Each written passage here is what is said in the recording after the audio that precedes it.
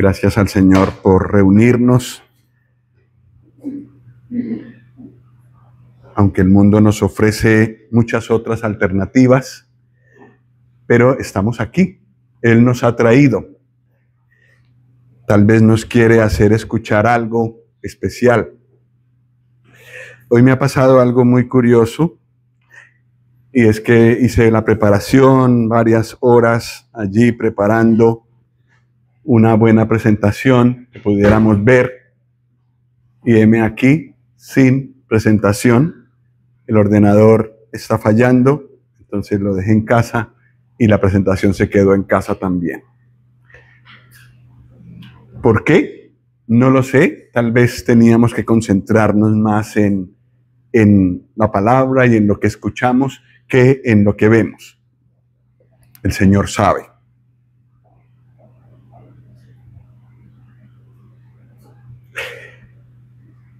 Pues el tema que tenemos para hoy, seguimos recorriendo toda la Biblia, es el libro de Eclesiastés. Hemos visto el libro de Job.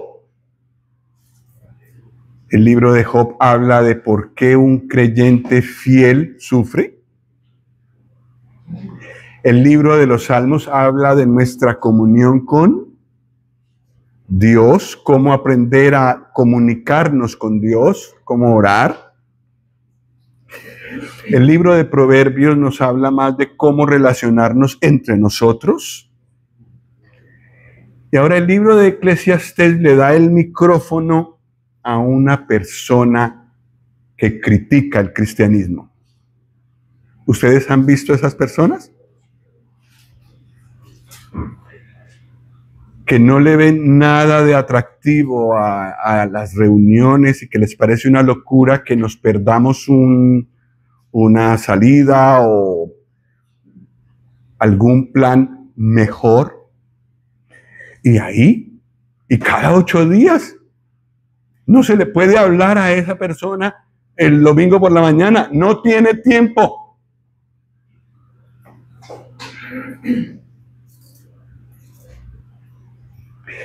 Pues el libro de Eclesiastés le da la palabra a alguien así.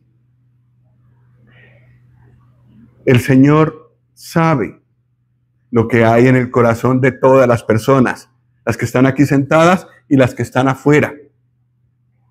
Afuera de este local hay muchos creyentes reunidos en diferentes lugares de Barcelona, pero la mayoría no está en ninguna iglesia de Barcelona. O está en cama, o está en una salida, o está en otra religión, como las motos o el fútbol, o en fin, hay muchas religiones en este mundo. ¿Por qué ellos no vienen? ¿Por qué ellos no buscan al Señor? Pues en este libro vamos a escuchar hablar a una persona que tenía ese modo de pensar. Y eso me acuerda de mí mismo. Yo no nací en una familia cristiana.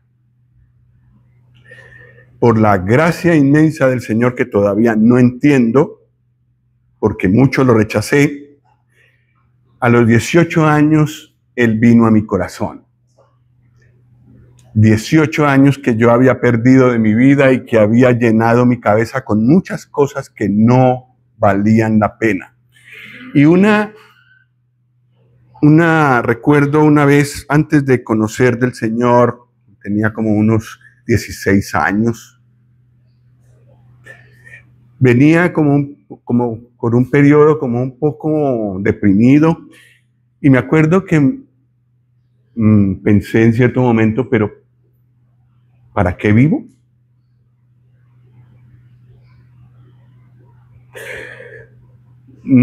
Nací, pero he tenido a partir de ahí problemas y problemas y problemas. Luego estoy creciendo, fui a estudiar, terminé la secundaria, pero ¿y qué me queda de eso? O sea, paz, el vacío lo sigo sintiendo. Bueno, si Dios quiere, o bueno, si la vida, yo creo que ni mencionaba a Dios en aquel momento, pero si la vida me da una familia o hijos, bueno, sí, pero ¿qué? Crezco, me envejezco y muero, ¿y qué?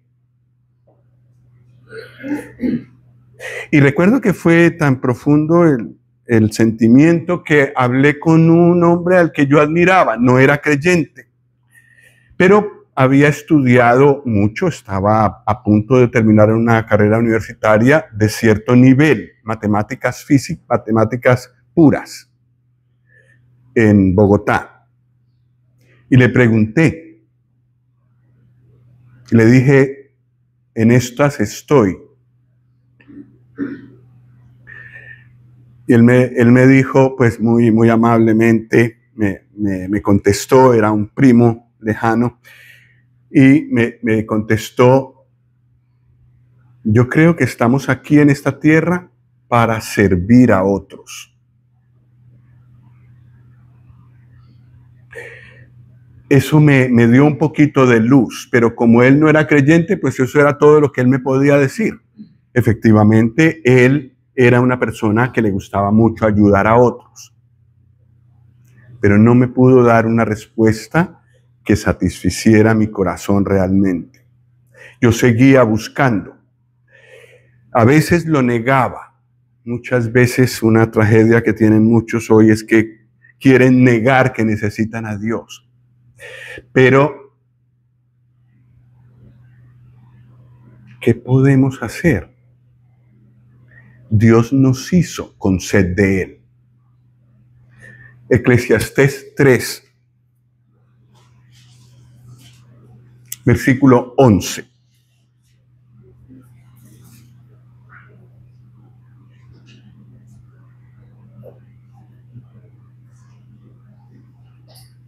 Este versículo es muy denso, tiene mucha enseñanza en sí mismo el versículo 11. Dice 3 grandes verdades. La primera es, todo lo hizo hermoso en su tiempo. ¿Quién? Dios. Todo lo bello que hay en este mundo y que las personas ateas que no quieren saber nada de Dios admiran, a pesar de que no les gustaría reconocer que lo admiran, admiran la belleza que hay todavía en la creación.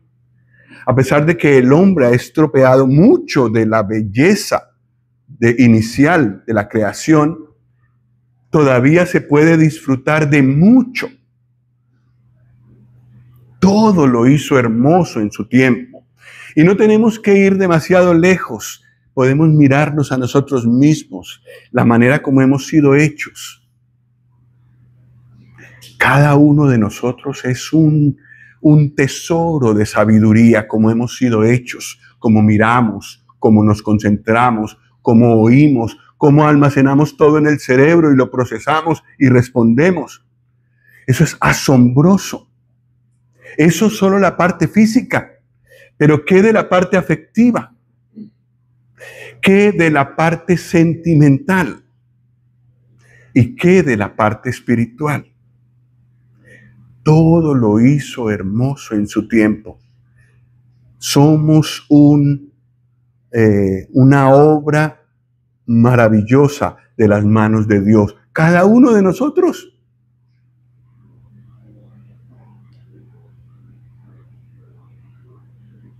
Todo lo hizo hermoso en su tiempo.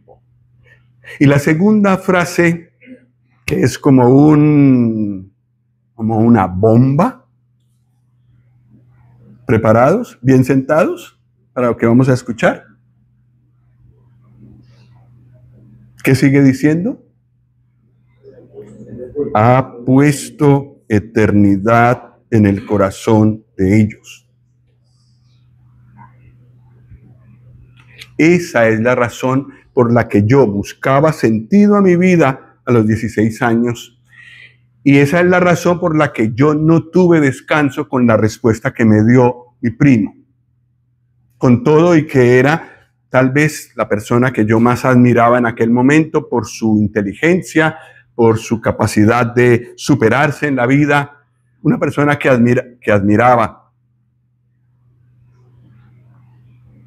Me dio una buena entretención mientras encontraba la verdadera respuesta, pero mi corazón no pudo encontrar paz en solo dedicarme a servir a otros. Es que Dios puso eternidad en nuestros corazones. Un hermano escribió un libro con este título. Y fue un hermano que visitó varios grupos indígenas que nadie había tocado, a donde no había llegado ningún occidental. Y se dio cuenta que todo grupo indígena tiene una mitología. Así que todos tienen el deseo de trascendencia, el deseo de ver y tener respuestas más allá de lo que ven. Muchos han tenido respuestas equivocadas, pero el Señor en su bondad ha hecho que desde hace unos 200 años muchos creyentes hayan sido llamados y hayan respondido al llamado y hayan entrado en muchos lugares para mostrar que solo el Señor Jesús puede satisfacer la sed de toda etnia, de todo ser humano. Tienen diferentes maneras de reemplazar a Dios, pero todos tienen sed de Dios y de alguna manera tienen representaciones sobrenaturales. Es por esto, porque Dios puso eternidad en el corazón de todos ellos. Esta sed la puso en todos. ¿Y qué decimos del hombre europeo de hoy, que tiene tantas distracciones? Si esa persona alguna vez se sienta en silencio y se sienta a pensar, tengo móvil, ordenador, tengo coche, tengo residencia, segunda residencia, tengo vacaciones, puedo ir al otro lado del mundo si quiero, pero ¿eso realmente me satisface? ¿Por qué siempre estoy corriendo? ¿Por qué viajamos tanto? ¿A qué le huimos? Se necesita una dosis de sinceridad para hacer este examen. Y algunos por vergüenza no o lo hacen, pero no dicen el resultado de sus pensamientos. Se requiere humildad para reconocer que sin el Señor estamos vacíos. El vacío seguirá. Y la razón, el Señor puso eternidad en nuestros corazones. Y no encontraremos reposo. No encontraremos reposo hasta que no nos dobleguemos delante de Él. No importa qué cosas llenan mi cabeza, mi tiempo, mi móvil, amigos, lo que sea. Yo seguiré buscando porque, claro, la sed nunca pasa. Entonces seguiré buscando, pero hasta llegar a los pies del Señor Jesús no encontraré satisfacción para el corazón.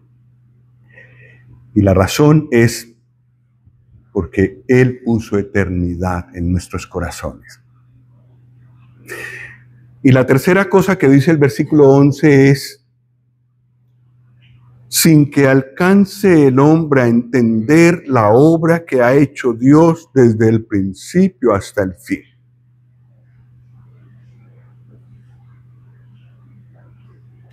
Hay personas que se han dedicado a la ciencia. Y hay personas que han llegado muy arriba en la ciencia. Lamentablemente allí se hizo popular no creer en Dios. Ahora hay un grupo de científicos que con valentía han dicho, no, la ciencia, la verdadera ciencia, la podemos explicar teniendo a Dios en el centro. Pero entre la mayoría de los científicos no es popular ser creyente. Pero todos ellos han investigado e investigado e investigado, y las áreas de conocimiento se han divergido mucho. Algunos se dedican a las estrellas, otros a los animales, otros a las plantas, otro al ser humano, otro a las matemáticas, otro a la física, y todos siguen investigando porque no hay fin. No hay fin, no se puede decir hemos llegado ya al tope del conocimiento. No hemos podido conocer, como dice aquí, la obra que Dios ha hecho desde el principio hasta el fin. Es más, es su bondad la que le permite al hombre ir conociendo cosas. Es como si Dios, de todo el conocimiento que Él tiene, va soltando. Algunos científicos honestos han descubierto a Dios a través de las cosas que ellos descubren. Pero descubren que es Dios quien les ha dado esa posibilidad de encontrarse con ese conocimiento. Luego, el premio Nobel es para ellos, no para Dios, pero bueno, llegan a eso. Pero no logramos llegar a conocer todo.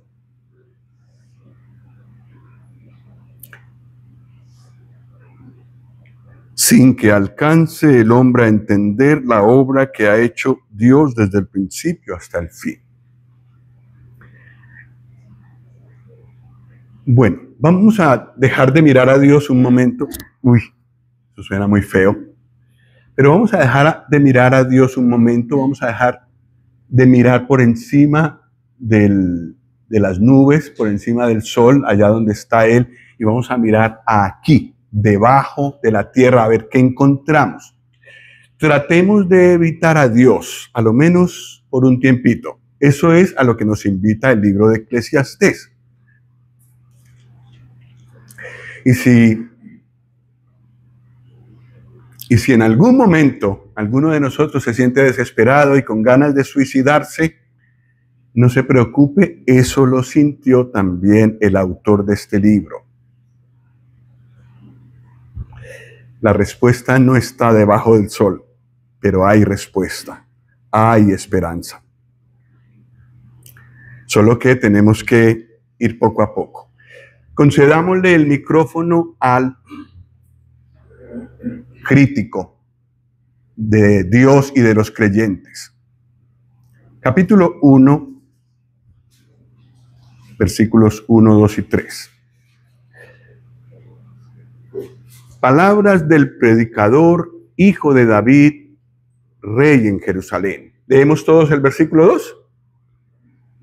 Vanidad de vanidades, dijo el predicador. Vanidad de vanidades, todo es vanidad. ¿Qué provecho tiene el hombre de todo su trabajo con que se afana debajo del sol?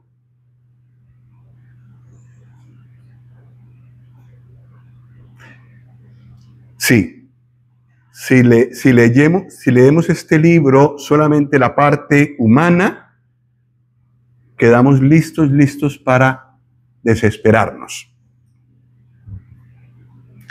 Gracias al Señor que también el libro de Eclesiastés nos muestra el camino, y el Nuevo Testamento nos mostrará el camino completo para que el hombre y la mujer de hoy encuentre respuesta para ese vacío que siente. ¿Quién es el hombre que está hablando aquí? Hijo de David, rey en Jerusalén, dice el versículo 1. Salomón, el hombre más sabio, ¿verdad? Menos que el Señor Jesús, por supuesto, pero de todos los demás hombres, el más sabio que ha existido. Segundo, uno de los más ricos, o probablemente el más rico. Sí, quizás porque si la plata era considerado como piedras en su tiempo, sí, tal vez el más rico que ha existido. Famoso, también tenía fama, y de muy lejos venían a oír su sabiduría. riquezas, sabiduría, fama, abundancia. Aparte de eso, el Señor le concedió paz. Es decir, no tenía amenazas, como pasó con David, que cada rato tenía amenazas alrededor y tenía que salir y guerrear. El Señor le dio a Salomón 40 años de paz. Y esos momentos de paz, pues a veces nos llevan a dormirnos, pero también pueden ser aprovechados para investigar, para progresar espiritualmente, para cuando vengan los tiempos de lucha. Eso hizo Salomón. Tenía paz, tenía todo para ponerse a filosofar, a pensar, sentarse y mirar, observar, tomar nota. ¿Por qué la gente actúa así? ¿Realmente estoy en lo correcto buscando a Dios? Todo eso, él tuvo tiempo de ponerse a pensarlo. Y después de mucho pensar, pobre, llegó a la conclusión del versículo 2. ¿Qué dice el versículo 2? Vanidad de vanidades, dijo el predicador. Vanidad de vanidades, todo es vanidad. Las cosas siguen, personas nacen, personas mueren, todo sigue el mismo ciclo. Todos los días el sol se levanta por el mismo sitio, se esconde por el mismo sitio. Todo esto es un ciclo. Más o menos lo que les conté que yo le dije a mi primo. ¿Qué razón tiene todo eso? Y en el versículo 3 dice, ¿qué provecho tiene el hombre de todo su trabajo con que se afana? ¿Qué? Debajo del sol. Eso es clave en Eclesiastés. Esta persona está mirando las cosas en esta tierra y solo en esta tierra, como muchos de los actuales habitantes de esta tierra. Y solo pensamos en el móvil, en las vacaciones, en la playa, en el sol. Debajo del sol. Y si miramos las cosas solamente desde el punto de vista de debajo del sol, encontramos que esto como que no va a ninguna parte. Nos esforzamos y trabajamos. ¿Para qué? Bueno.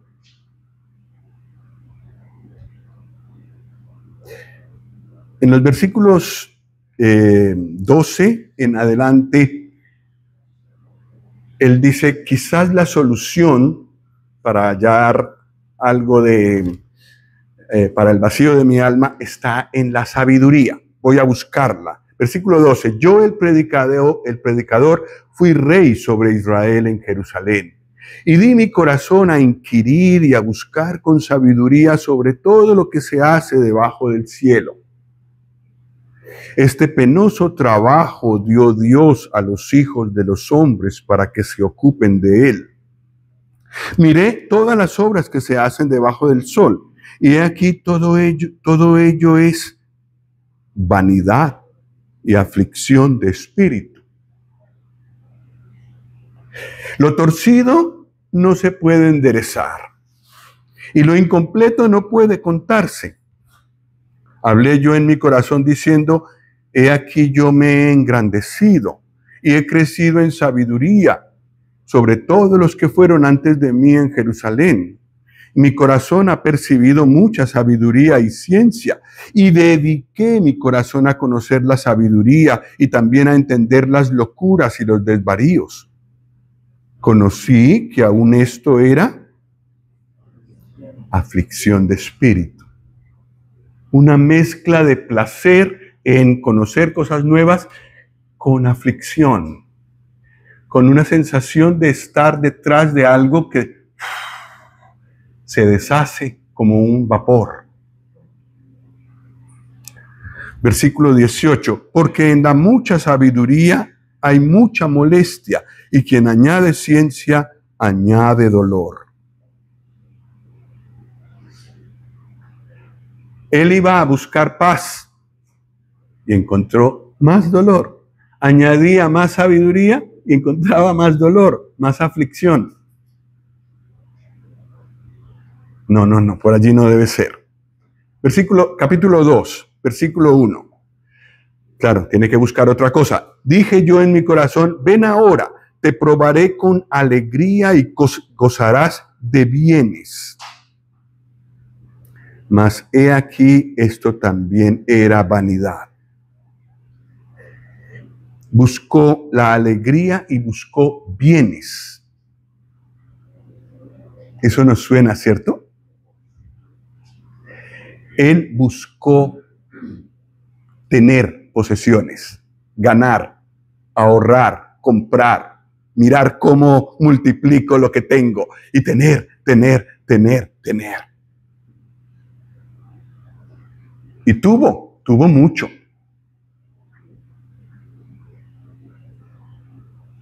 En la conclusión fue la misma. He aquí, también era vanidad. Versículo 2. A la risa dije, enloqueces, y al placer, ¿de qué sirve esto? Propuse en mi corazón agasajar mi carne con vino y que anduviese mi corazón en sabiduría, con retención de la necedad, hasta ver cuál fuese el bien de los hijos de los hombres, en el cual se ocuparan debajo del cielo todos los días de mi vida. ¿A qué se dedicó este hombre? A disfrutar. Me apetece vino, vino voy a tomar. Me apetece más vino voy a tomar. Lo que yo quiera. Y voy a buscar humoristas, debe ser, porque habla de la risa. Y sí, juá, pero después se iba el motivo que me hacía reír, o que lo hacía reír. También el motivo de su placer en ese momento era el vino o quizás alguna otra cosa. Él no se negó mucho. Y después de haber probado el placer, encontró lo mismo. Y eso es lo que yo he escuchado muchas veces en mi vida y lo que yo mismo también dije. Nos vamos a una fiesta, decía yo antes de ser creyente. ¿Y qué encuentro después de esta fiesta? Muchas veces hubo peleas en las fiestas a las que yo iba. Y al otro día, aunque no hubiera habido ningún problema en la fiesta, con baile y licor, al otro día estaba que no me aguantaba nada de la resaca. La billetera, bastante mermada o limpia. Mi corazón igual del mal. El mismo vacío. Y tratando de pasar, así recuerdo que yo hacía todos los días de la semana hasta el próximo fin de semana, donde volviera a buscar cosas para ver si satisfacían mi corazón. Vivía así, de fin de semana en fin de semana.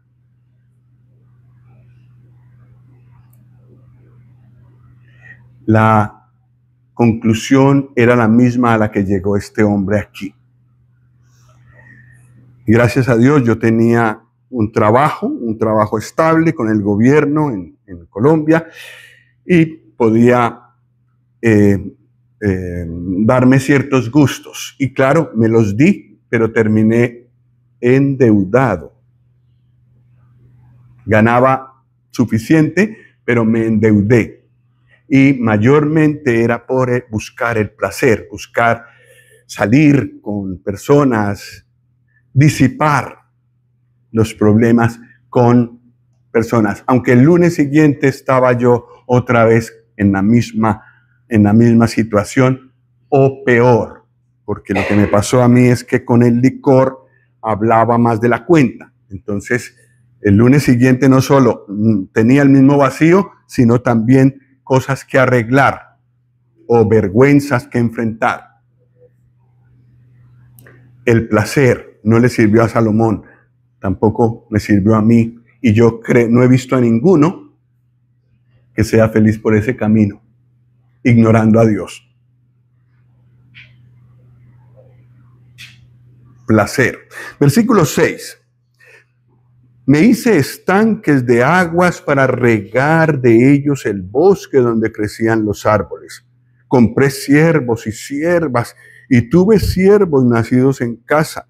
También tuve posesión grande de vacas y de ovejas, más que todos los que fueron antes de mí en Jerusalén. Me amontoné también plata y oro y tesoros preciados de reyes y de provincias. Me hice de cantores y cantoras, de los deleites de los hijos de los hombres y de toda clase de instrumentos de música. Y fui engrandecido y aumentado más que todos los que fueron antes de mí en Jerusalén. Además de esto, conservé conmigo mi sabiduría. No negué a mis ojos ninguna cosa que desearan, ni aparté mi corazón de placer alguno, porque mi corazón gozó de todo mi trabajo. Y esta fue mi parte de toda mi faena. Miré yo luego todas las obras que habían hecho mis manos y el trabajo que tomé para hacerlas. Y he aquí, encontré lo que necesitaba. ¿Sí? He aquí, todo era vanidad y aflicción de espíritu y sin provecho debajo del sol.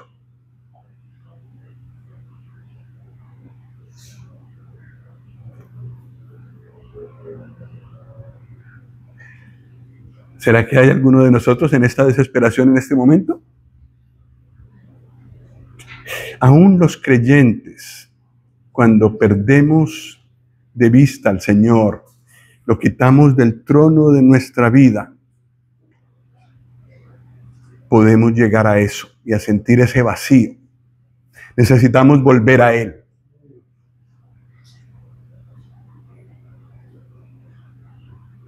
Versículo 17. A ver si pronto terminamos con el tono así tan lánguido y desanimador. Aborrecí, por tanto, la vida, porque la obra que se hace debajo del sol me era fastidiosa, por cuanto todo es vanidad y aflicción de espíritu. La semana pasada se celebró el Día Mundial del Suicidio. Y una de las causas del suicidio es esta: buscar con ahínco en tal o cual cosa placeres o riquezas o posesiones, y nada de eso satisface. Entonces, ¿para qué estoy yo aquí? Además, muchas de esas personas se sienten poco amadas por sus seres queridos. Entonces ya no ve que tenga sentido su vida aquí. Y entonces llegan a eso. La mejor prevención para el suicidio es que sobre todo ocurre en la adolescencia y en la juventud, en la primera juventud, pero el mejor antídoto contra el suicidio es que antes de llegar a la adolescencia conozcan al Señor y vean lo amados que son por Él y vean lo que Él hizo en la cruz en su lugar. Y por supuesto también ayuda a un buen hogar donde el niño se sienta seguro. Ese es mi lugar seguro. Todo el mundo alrededor de mi casa es una amenaza, pero en mi casa tengo un refugio seguro. La familia, una invención del Señor, es una protección fundamental para todos los niños y todos los jóvenes. Y si investigamos las causas de los que se suicidan, mucho de ese vacío viene del hogar. Y por supuesto, de un vacío que no les han llenado en casa, el vacío de eternidad que tiene en su corazón y que Dios puso allí.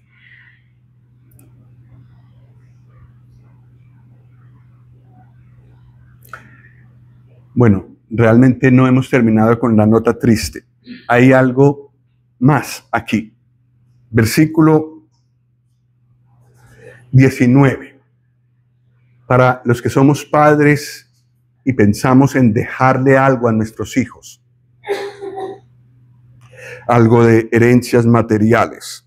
Versículo 19. ¿Y quién sabe si será sabio o necio el que se enseñoreará de todo mi trabajo en que yo me afané y en que ocupé debajo del sol mi sabiduría? Eso también es vanidad. Volvió, por tanto, a desesperanzarse mi corazón acerca de todo el trabajo en que me afané y en que había ocupado debajo del sol mi sabiduría. Que el hombre trabaje con sabiduría y con ciencia y con rectitud, y que haya de dar su hacienda a hombre que nunca trabajó en ello. También es esto vanidad y mal grande. Porque, ¿qué tiene el hombre de todo su trabajo y de la fatiga de su corazón con que se afana debajo del sol? Porque todos sus días no son sino dolores y sus trabajos molestias. Aún de noche su corazón no reposa. Hay quienes no pueden dormir por el exceso de trabajo. Esto también es vanidad.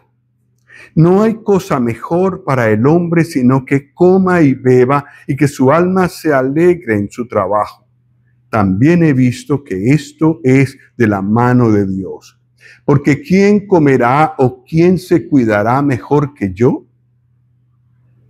Porque al hombre que le agrada, Dios le da sabiduría, ciencia y gozo. Mas al pecador da el trabajo de recoger y amontonar para darlo al que agrada a Dios. También esto es vanidad y aflicción de espíritu. En esto pensamos poco, ¿verdad? Deseamos que nuestros hijos no pasen por las privaciones que nosotros tuvimos. Y de paso les damos todo lo que podemos, sin que ellos tengan que luchar por nada. Entonces aprenden que todo se les da, que la vida les da todo lo que quieren, abren su boca y tienen lo que quieren. Y yo he acumulado y tengo cierto dinero en el banco y tal vez tengo algunas casas o coches, en fin, he invertido. Muero. ¿Y quién va a administrar todo eso?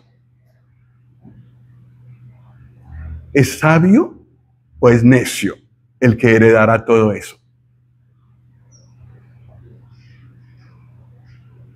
No lo sabes. En realidad no lo sabes. Pero, es decir, no puedes tener seguridad. Conozco lamentablemente una familia cristiana donde a la muerte del padre los hijos tuvieron problemas entre sí por la herencia. Eran hijos de creyentes, habían sido criados muy bien, pero resultó que toda la bendición que les dejó el padre los dividió y no se hablan. Creyentes. Eso está, no solo que está mal, eso es por supuesto, sino que tampoco satisface a los que le ganaron a sus hermanos para tener más o para lograr perjudicarlo un poco por lo que me hizo. Cada una de esas personas tiene que mirar al Señor y esa es nuestra oración actual. No sabemos a quién le estamos dejando el fruto de nuestro trabajo. Pero sí podemos criar hijos que sean sabios, como dice la palabra de Dios. ¿Cuál es el principio de la sabiduría?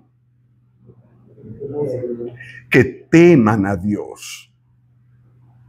No en el sentido de tenerle miedo como a alguien distante, sino a alguien a quien le tienen mucho respeto.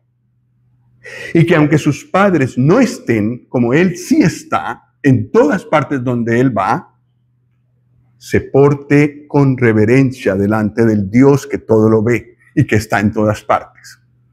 Eso es criar a un hijo en temor de Dios. Por otra parte, también tenemos que enseñarle a labrarse sus propios logros. ¿Quiere tener algo? Búscalo. Yo te voy a dar una cuota mensual o semanal y tú, si quieres llegar a esto, ahorra y lo compras. No te endeudes, porque el que debe es esclavo de aquel que le prestó. Dice en Proverbios, ahorra, logra tus sueños. Estoy haciendo que él sea un hijo sabio. Primero, porque teme a Dios. Y segundo, porque trabaja para él mismo obtener sus cosas. De esa forma, criamos hijos sabios. No tenemos seguridad de que van a ser sabios y que se van a conservar en el temor del Señor siempre. Yo he descubierto muy pronto en mi propio hogar, con mis propios hijos, que tenía que depender del Señor cuando ya los soltaba. Cuando están pequeños, yo más o menos estoy cuidando lo que hacen.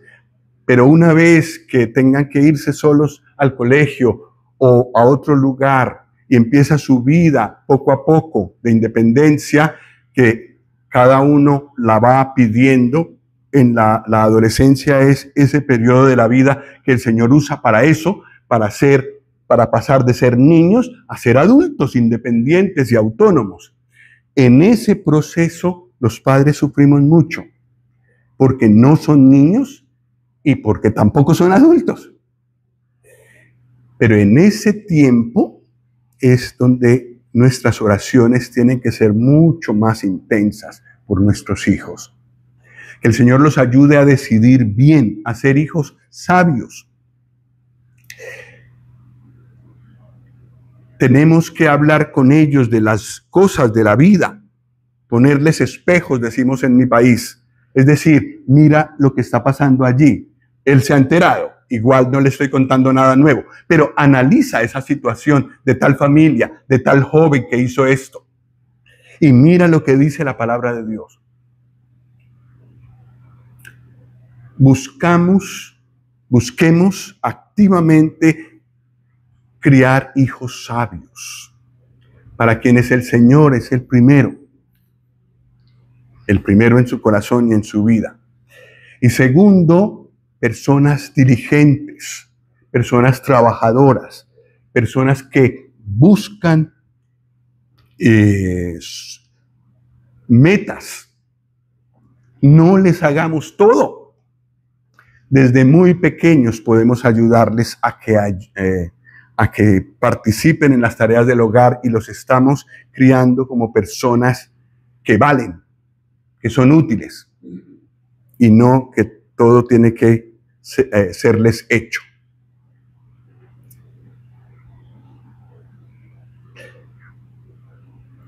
Todo esto lo exploró Salomón.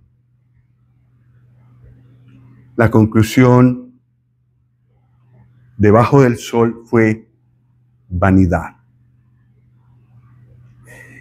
Y tuvo que empezar a echar mano de Dios. El sentido de la vida solo lo puede dar el Señor. Yo no les conté, no acabé de contarles mi biografía. Pero solo cuando encontré al Señor Jesús, solo cuando me rendí a Él, que no es solo creer en Él como Salvador, como el que me libra de los pecados, sino aquel que quiere tomar mi vida, quiere gobernarla sabiamente, correctamente. Ahí el vacío desapareció. Y hasta el día de hoy, sí noto que si me voy alejando de Él, que me ha pasado por trabajo, por estudio o por miles de cosas, siento ese vacío otra vez. Siento como que me falta la respiración. Necesito estar al lado de Él constantemente para que mi vida tenga sentido y cada movimiento que hago, cada desvelo, cada esfuerzo, cada lágrima, valga la pena. Es con Él que vale la pena.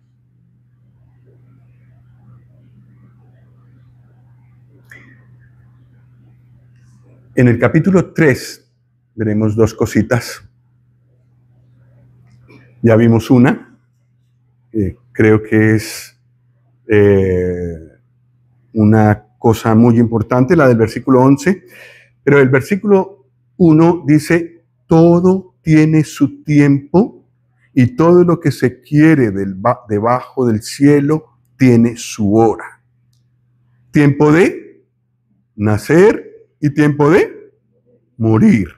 Tiempo de plantar y tiempo de arrancar lo plantado. Tiempo de matar, hay.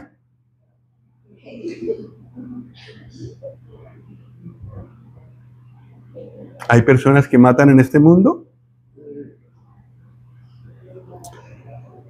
Y no vayamos tan lejos. ¿Hay personas que odian en este mundo? El odiar al hermano es homicidio, dice la Biblia. No está tan lejos. Y el Señor lo permite. Vaya, tanto el asesinato físico, como el que escuchamos la semana pasada, como el asesinato de corazón, odiando a una persona. Tiempo de curar, tiempo de destruir. Hay personas que destruyen y a veces destruimos. Y el Señor permite eso. Y tiempo de edificar, tiempo de llorar y tiempo de reír, tiempo de endechar o lamentar y llorar con lamento y tiempo de bailar, tiempo de esparcir piedras y tiempo de juntar piedras, tiempo de abrazar y tiempo de abstenerse de abrazar, tiempo de buscar y tiempo de perder, tiempo de guardar y tiempo de desechar, tiempo de romper y tiempo de coser, tiempo de callar y tiempo de hablar, tiempo de amar y tiempo de aborrecer. Está mal aborrecer, pero el Señor lo permite y podemos hacerlo. Tiempo de aborrecer, tiempo de guerra y tiempo de paz. El Señor tiene en su mano el tiempo. Cuando Él dice no más, no más. El día de mi nacimiento, Él lo sabe. Bueno, yo también lo sé y ahora todo el mundo lo conoce por internet. Pero el día de mi muerte también. Cada uno de nosotros tiene la suya. Si estamos aquí para el arrebatamiento, pues ese es el día que terminaremos nuestra vida terrenal. Pero si no, cada uno de nosotros tiene una fecha determinada por Dios en la que morirá. Tiempo de morir. Y el tiempo entre nacer y morir es el tiempo para buscar a Dios, porque Él es el único que le da sentido a nuestra vida. Y una vida sin sentido es una vida que desespera. Una vida que va dando tumbos, decimos en Colombia, que va equivocándose, cayéndose, pegándose contra el mundo y haciéndose daño. Una vida sin propósito es así.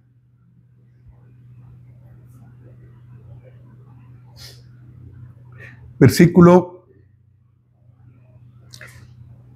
16 y 17 del capítulo 3. Vi más debajo del sol. Ay, caramba, pero con todo lo que ya nos has mostrado, Salomón, por favor. Pensaba que ya íbamos en el capítulo 12 de Eclesiastés, pero no, apenas vamos empezando. 3, versículo 16. Vi más debajo del sol. En lugar del juicio, allí, impiedad. Y en lugar de la justicia, allí, iniquidad. Y dije yo en mi corazón, al justo y al impío juzgará Dios, porque allí hay un tiempo para todo lo que se quiere y para todo lo que se hace. Una de las cosas que más desanima de este mundo es la injusticia que hay. Parece que la injusticia ganara, el mal gana. Ser bueno no sirve. Te arrasan. Eso debajo del sol. Pero ahora está empezando Salomón a decir, pues, si yo sigo mirando aquí abajo, voy a terminar también suicidado, desesperado, sin esperanza. Necesito mirar más allá del sol. Necesito mirar al Dios que gobierna todo. Y eso me da esperanza con la injusticia que existe. Yo esperaba que hicieran lo justo, que en un juicio humano se hiciera lo justo y el juez dictaminara lo que es correcto, pero no, encuentro injusticias por todas partes. Pero ojo, Dios juzgará. Dios juzgará. Entonces no es que yo pueda hacer todo lo que quiero. Dios juzgará. Al justo y al impío juzgará Dios. Entonces, ¿a quién de los que estamos sentados aquí Dios no juzgará? Aquí hay creyentes.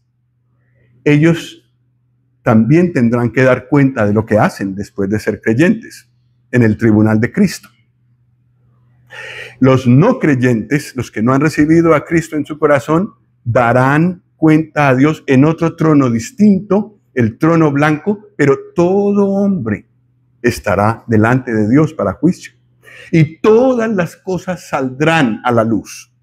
Todo, lo que hice en secreto también. Lo que los hombres no condenaron, eso también.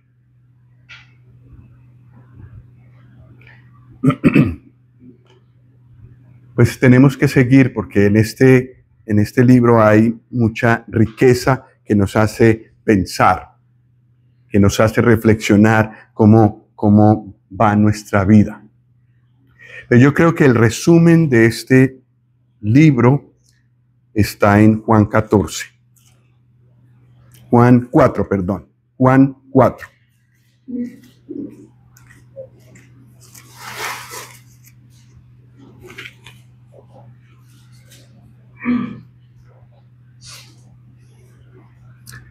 Versículo 13. El Señor le está hablando a una mujer que ha tenido 5 maridos. Ha buscado en la satisfacción sexual la respuesta al vacío de su corazón y no lo tenía. Entonces el Señor Jesús le dice en el versículo 13, respondió Jesús y le dijo, cualquiera que bebiere de esta agua volverá a tener sed.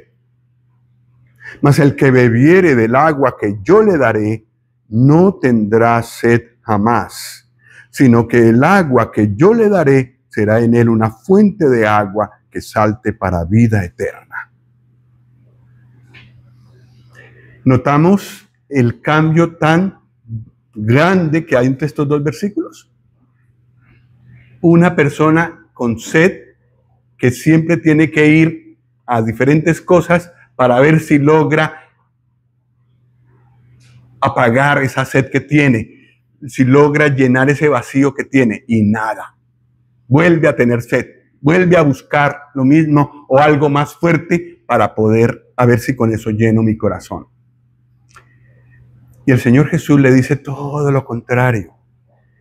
El agua que yo te doy no solamente te satisfará de tal manera que no tendrás más esa sed, sino que saltará para otros.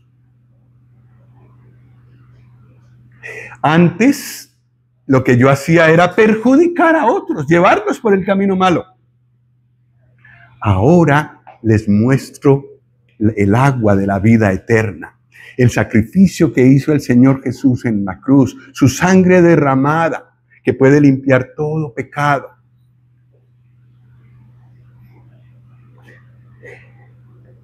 Invitarle a que reciba a Cristo en su corazón y recibiendo a Cristo en su corazón, una fuente que no se puede retener ahí adentro, salta. Es muy difícil, sobre todo cuando uno empieza y recibe al Señor en el corazón, es muy difícil retener todo eso que sale del corazón. Inmensa satisfacción, el profundo perdón y la paz del corazón. Todo lo contrario a lo que yo tenía en mi vida anterior. Esa realidad puede ser tuya, cada uno de los que estamos aquí. Creyentes y no creyentes. Manteniéndonos al lado del Señor, permaneciendo en Él, que su savia vaya por mi vida, llene y dé fruto. Y para el no creyente también. Mientras no llegue a los pies del Señor Jesús, no habrá satisfacción. Eso lo podemos garantizar. Si quiere, pruebe otros 50 años, pero usted va a llegar a la misma conclusión. Vamos a orar.